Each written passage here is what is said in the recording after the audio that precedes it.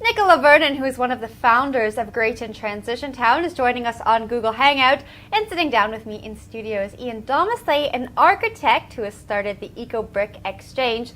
Together, they're working on Greyton Transition Town, so we're going to have a little chat about that. Nicola, why don't you tell me about Greyton? Well, Greyton is probably paradise on earth. I came here for a holiday from England 17 years ago, and I'm still here.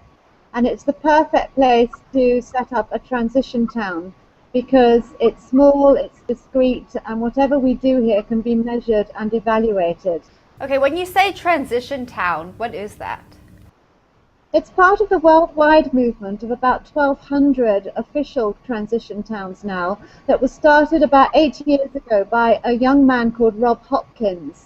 And he had the idea of creating resilience against some of the effects of climate change and peak oil, such as rising fuel prices.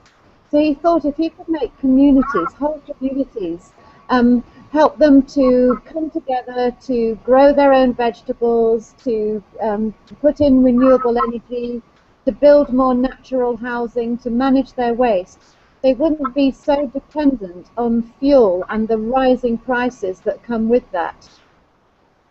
Ian, how did you get involved in the project? Well, I bumped into Nikki in Greyton when I was visiting just more than a year ago, and I was so excited and inspired by what they were doing there, and particularly with Ecobricks.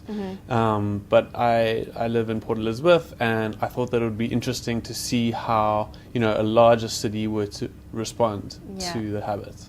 What's an Ecobrick? An Ecobrick is a 2-liter Coke bottle or any plastic bottle, and you make it by filling it with unrecyclable plastic waste. So chocolate wrappers, chip wrappers, but a lot of put plastic. It all in the bottle. And you compress it down with a stick. So it ends up being this compact, robust bottle, and it's great because in South Africa a lot of plastic isn't recyclable. Yeah. So I mean, it just, even if it is thrown away, it just goes to landfill sites and pollutes. But I find it interesting because in townships, especially where service delivery is quite bad, that litter just goes right out into the street and pollutes the environment. All right, Nicola, before Ian came along, how were you using Ecobricks? Well, he actually was on the scene pretty quickly. We had a student come over from Santa Fe. He was studying at the Schumacher College in the UK, which is quite a renowned sustainability college. And he came to do his internship with us, and he and Ian made contact. And it was this student, Joe Stodgel, who brought the idea of the Ecobricks over from Santa Fe. In South America in particular, they are a common form of building. There's all sorts of community centres, hospitals, schools, homes built of Ecobricks. So as soon as we started working with them, Ian knows somebody in Greyton, and we made contact, and Ian kind of took it to another level, although I'm pleased to say we were the first to build with it. Now, Ian, what kind of structures are you building with these Ecobricks?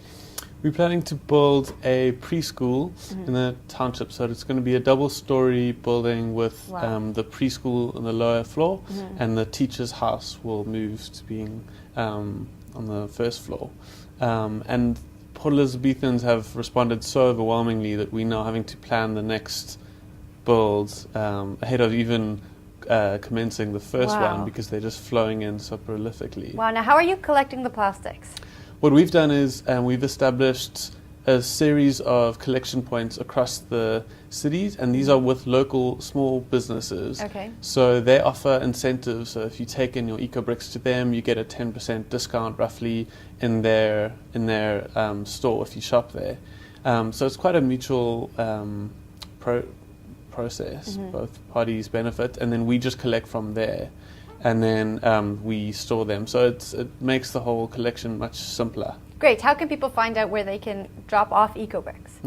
Well, on Facebook we are the Eco-Brick Exchange. And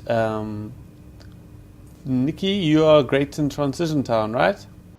We're on, if you go to Friends of Greyton Transition Town, that's our Facebook page. And our website is www.greytontransition.coza. So no town, just greatintransition.co.za.